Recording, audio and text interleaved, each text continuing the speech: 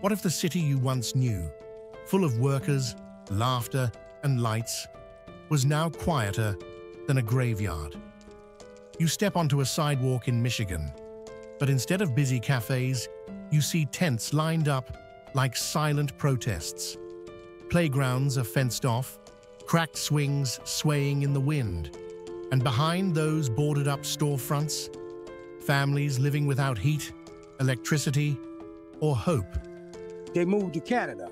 I was working for a high company, and after they moved, I had a couple of heart attacks.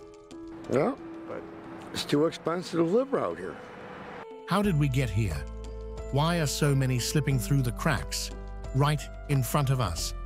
What happens when the social contract fades and no one comes to help? This isn't a distant tragedy. It's happening in your country, in your time. And if it hasn't reached your street yet, could it? This is not just another travel story. This is a descent into the unseen, into the lives forgotten by headlines. RoamKind invites you into Michigan's hidden collapse. Look closer. Don't look away. Number 1. Broken lights, broken lives, Detroit's two realities. You're standing on a rooftop in downtown Detroit. The skyline dazzles. Infinity pool, glass walls, private elevators. But 5 steps out, and your eyes meet a different world. Tents under broken lights, cold meals in vans, children sleeping on sidewalks. Do you notice? Or have you just adapted to look away? Detroit, your city, once the engine of the American dream, is now splitting in two. You see the Renaissance Center lit up in the distance, a monument to resilience. But behind it, families huddling beneath bridges, blankets wrapped around babies, trash bins doubling as kitchens. You can't call this a hidden issue anymore. It's the homelessness crisis, and it's happening on your streets. On one side, private rooftops, secure parking, luxury kitchens. On the other, parents with children sleeping in minivans. One mother said, "We were classified as at risk, not homeless." 2 months later, she lost both of her children during a winter night when help didn't arrive in time. Not from neglect, but from a system too slow to shelter. Let that sink in. 1,725 people had no home in Detroit that night in January 2024. 455 were children. That's 1 in 19 public school students without stable shelter. Could your child be next? Since 2017, rent has jumped 55%. Families now wait 130 days on average for a shelter bed. And while the city launched immediate shelter last December, adding 110 beds and 24/7 outreach, the crisis outpaces every solution.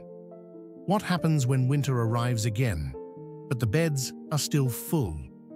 This isn't about bad decisions. It's about high taxes, rising poverty, and a system cracking under pressure. Even as homeowner wealth climbs by billions, others lie on pavement. 2 worlds, your world and theirs, now share a single sidewalk, separated by glass and luck. The gap is widening. And the next tragedy? It might be closer than you think. But Detroit isn't alone. The quiet unraveling continues across the entire state. Number 2, homelessness explosion, uncontrollable numbers. The lights are still on in the downtown area. The coffee shops remain open.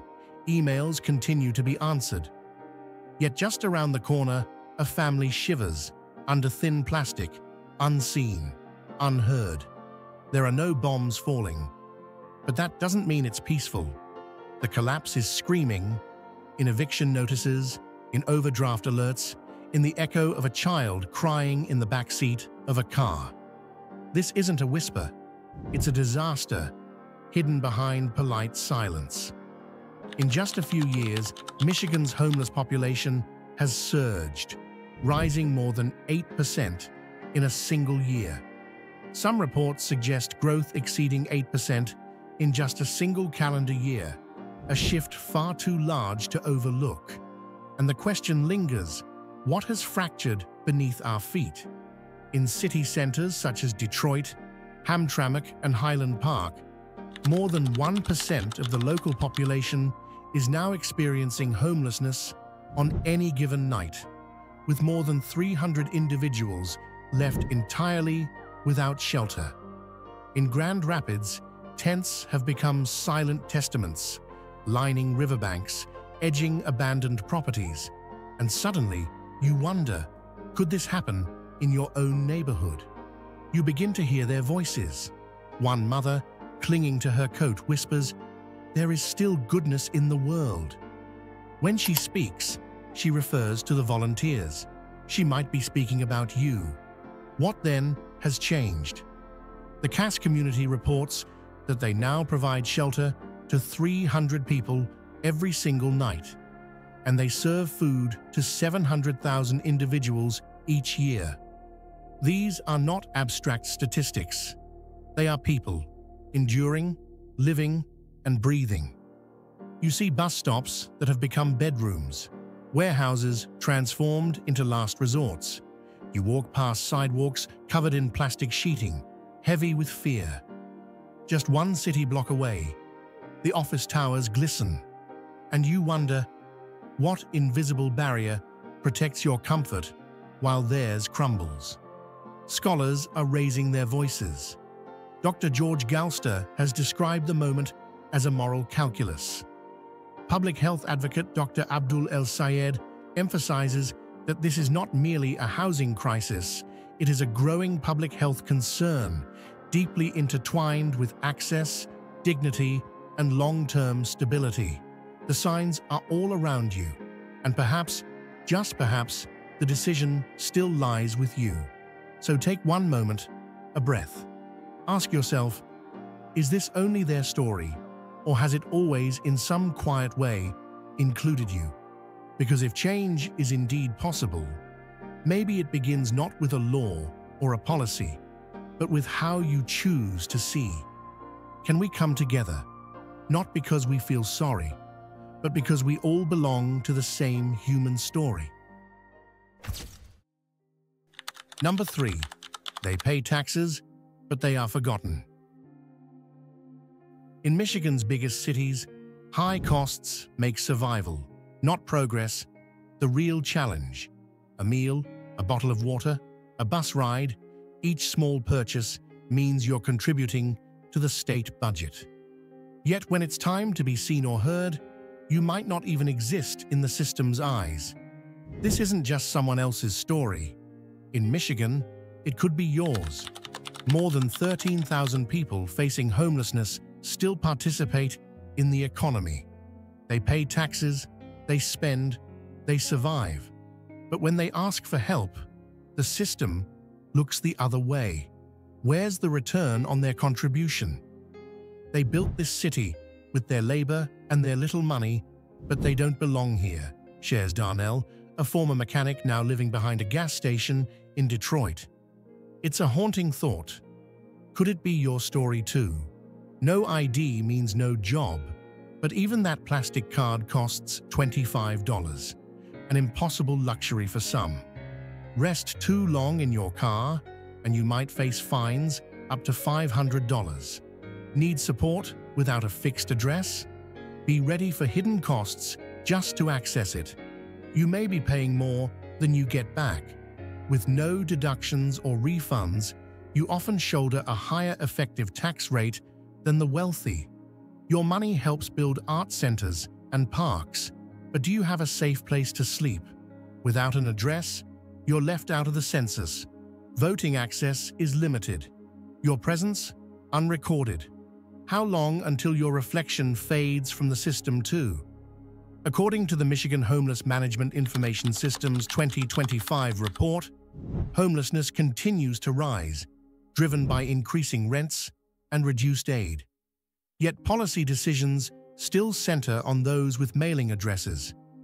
You're contributing, in silence.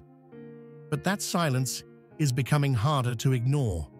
If buildings measure growth, what measures true belonging? Leave a comment below. They pay taxes, but they're invisible. That's it. Just that one line. Let it speak for those who are being erased. Number 4. Jobs no longer guarantee a roof. Now, Elena works full-time in sanitation. She hasn't missed a single shift in years, but she hasn't had a real address since before the pandemic. This isn't rare, it's routine. Michigan's minimum wage is $10.33 per hour. That's about $1,650 a month before taxes. And modest rent? At least $1,050 and often more than $1,300 in places like Ann Arbor or the suburbs of Detroit. That means over 60% of income is gone before a worker pays for food, gas, medicine, or heating. What's left? Crumbs. The numbers don't lie. More than 1 in 4 full-time workers in Michigan faces housing insecurity.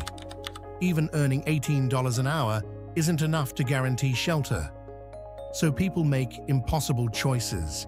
They sleep in stairwells, rotate between couches, share cramped rooms, or move their cars before dawn, always trying to stay one step ahead of being seen. This is not about laziness. This is math that doesn't work. What we're witnessing is not personal failure, it's structural abandonment. A system that praises labor while quietly punishing those who rely on it. This is more than a housing issue. It's part of a broader crisis, one shaped by rising living costs, stagnant wages, and the quiet pressure of high taxes, crushing low and middle-income workers. So maybe the real question isn't, why don't they work harder? Maybe it's, what actually protects someone from falling through the cracks? Is it wages? Is it policy? Or is it time to finally listen to the voices inside parked cars, behind silent windows? Because next time, that story might be yours too. Even with a job, a schedule, and a purpose, so many still fall.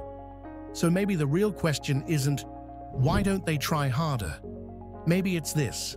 What kind of system lets this happen again and again? Number 5. The hidden storm called cost. Do you eat or refill a prescription? Do you heat your home or buy bus fare? For thousands across Michigan, these are daily questions, not hypotheticals. Gas now costs $4 per gallon. Rent has increased nearly 20% since 2023. That's according to the Michigan Housing Report, first quarter 2025. Meanwhile, public shelters are full, and many turn people away for not qualifying. Working a job, earning a little too much, you may be excluded. You can't afford rent, but you can't get a bed either. People now live on the edge of collapse. Miss one shift, and the structure begins to fall. No address, no callback, no rest, no interview. The slide into homelessness doesn't look like chaos. It looks like skipped doctor visits, delayed car repairs, going without heat in winter, not by choice, but by necessity. And it hits hardest for those in the middle. Middle-aged workers without degrees, without savings, without safety nets. They work multiple jobs, pay their union dues, renew their licenses, and wait for a stability that never arrives. Dr. Rosalind Smith, housing policy expert at Wayne State University, puts it plainly, the line between being housed and being unhoused has never been thinner. Her research shows that 1 in 3 Michigan residents lives paycheck to paycheck. No buffer, no backup. Just one emergency away from losing everything. This isn't a loud crisis. It doesn't crash in. It creeps like a crack through concrete. And when that invisible wall finally breaks, it doesn't just crumble housing, it shatters belief in the idea that hard work still protects us. Number 6. The elderly. From pillars of society to the abandoned. Once a factory worker, a bus driver, a teacher, not a shadow of history, but history itself. But now, that history rests beneath cold bridges, where the belief in a peaceful end to life freezes alongside the Michigan winter. For many decades, you helped keep Michigan moving. And now, in your later years, the comforts you once imagined, a warm home, a quiet retreat, may feel increasingly out of reach. Your needs were never excessive. A safe place to rest, a warm meal, basic health care when needed. But in today's escalating poverty and homelessness crisis, even those modest hopes come with uncertainty. Even with a pension, even after decades of paying high taxes, a stable life is no longer something you can count on. Since the year 2023, housing costs have climbed by nearly 20%. Affordable senior housing exists on paper, but in reality, applications vanish or linger endlessly in silence. Others are stuck in waiting lists that stretch for several years, and when you apply for work, there is hesitation. As one store manager quietly admitted, "We're looking for younger people." Harold's story mirrors that of many others. At 70 years old, once a licensed mechanic, he now lives out of a truck parked near the Detroit Metropolitan Airport. His skills are intact, his license is still valid, but the cost of insulin, basic food, and shelter has surpassed what he receives monthly. "I never imagined retirement would look like this," he says, voice calm but eyes tired. According to Dr. Maria Kessler, senior policy analyst at the Michigan Center for Housing Justice, this is no longer just about personal circumstances. We are witnessing systemic failure, older adults being priced out of the very neighborhoods they helped build. Projections show that by 2035, the number of elderly Michiganders experiencing homelessness could triple, even without another crisis. The problem isn't only personal misfortune, it's structural neglect. Dr. Kessler puts it clearly. We are pricing out the very people who built these cities. And the consequences? Not just cold nights, but a quiet rewriting of what aging looks like in America. Number 7. Homeless children. The eyes deprived of childhood. In a dim parking lot just outside downtown Detroit, you see Aiden, a 10-year-old boy. He doesn't ask you for anything. He doesn't cry. He simply says, "My little sister sleeps first. She forgets she's hungry when she dreams." This isn't someone else's story. It's yours to witness. This is Michigan, in the year 2025, a place once humming with factories and families, now quiet with absence. You walk its streets and feel it. Childhood slipping away, not from violence, but from poverty, silence, and slow erosion. You read the point-in-time report from January 2024 and realize over 450 homeless children were counted in Detroit. That's a 46% increase in just 1 year. Where do they sleep? Cars, tents, shelters, if they're lucky. But most, invisible. And Aiden's eyes, they're not empty. They're tired. His backpack carries no books, only crackers. She smiles when I give her food, he tells you, not with pride, with hope. A family may wait over 130 days for shelter. A child alone, more than 50. Detroit added over 1,000 temporary beds. Schools provide free breakfasts and donated uniforms, but it's not enough. Not when the roots run this deep. Behind every delay is a system too fragile, policies tangled in paperwork, high taxes eating into aid, schools overwhelmed. In February 2025, 2 children died inside a van, not by anyone's hand, but from the failure of every hand that should have caught them. So what happens to a child who never sees safety, who learns to fall asleep hungry, not because they understand hunger, but because they've adapted to survive it? And still, amid the silence, there's action. A teacher buys extra shoes. A school bus driver waits longer at stops. A social worker leaves diapers on porches anonymously. They don't wear capes. They don't ask for credit. They just see the unseen. Sometimes, the smallest kindness breaks the deepest silence. Number 8. Life disintegrates in a moment. People think homelessness is a slow slide. But in Michigan, it often takes just one moment.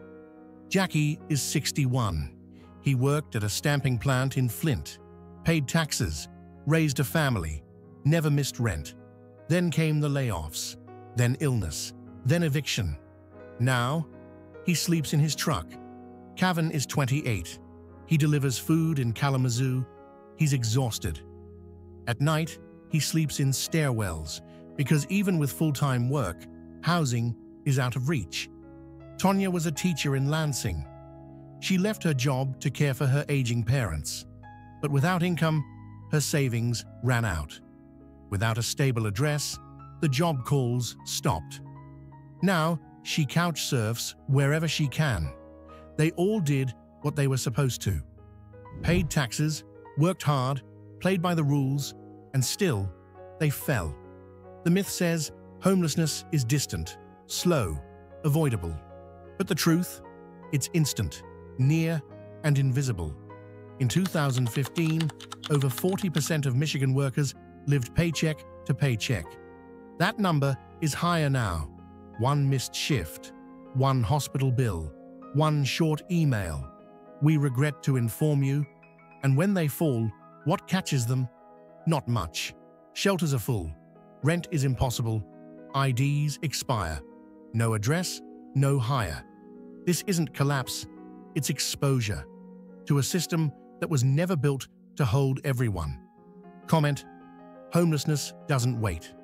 Sometimes it's not a slow fall, it's a sudden one that no one saw coming. Number 9. Where the system fails. When the system slows down, people step up. In Detroit, a gym becomes a shelter.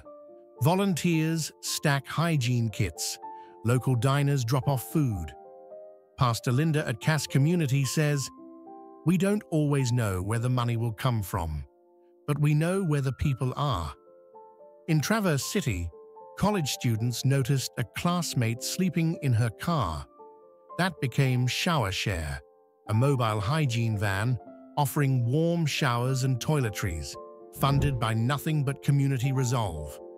These aren't programs, they're people, neighbors becoming nets. From Battle Creek to Saginaw, gardens grow where gas stations closed. Park gazebos turn into swap spots. Elderly neighbors watch over their unhoused friends. None of this goes viral. None of it trends. But it restores something algorithms can't track: trust. "We're not an organization," Jamie says in Saginaw. "We're just people who care." While policies stall in rooms you'll never see, change happens in ones you already walk through. One meal, one cot, one voice that says, "You still matter." And in cities the world forgot, it's the forgotten who now hold the net. Number 10. When compassion has a name and a past. Some people understand struggle because they lived it. In Ann Arbor, Marcus, a former Marine who once lived in his car, now trains shelter staff in trauma-informed care. "When I see someone pacing with a trash bag of clothes," he says, "I don't see confusion. I see someone holding their world together." In Lansing, Rachel, homeless for 18 months, now guides others through housing voucher applications. She remembers not having a printer, an address, or internet. It's not just paperwork, she says. It's survival. In 2025, Michigan's homelessness rate rose over 12%. Shelters are stretched. Rent is out of reach. Policies overlook those without addresses. And yet, those who fell now help others rise. You don't need a title to change lives. Sometimes all it takes is the memory of falling and the will to catch someone else. But even the strongest among us shouldn't be holding up broken systems alone. Compassion matters, but it cannot replace policy. Let them lead. Let us listen. Because real strength, it's not loud, it's lived. As you drive past Michigan's gleaming condos, pause. What do you see? A skyline or a shadow? Because in that shadow lives a nurse sleeping in her car, a child dreaming of warmth, a retired mechanic rationing insulin. They're not invisible, they're just in the part of the city no one advertises. The Michigan dream still glows, but only for those who can afford to keep dreaming. This isn't drama, it's documentation. A mirror is being held up. The only question left is, will we look away or lean in? If this story matters to you, share it, comment, subscribe to RoamKind for stories that won't be silenced.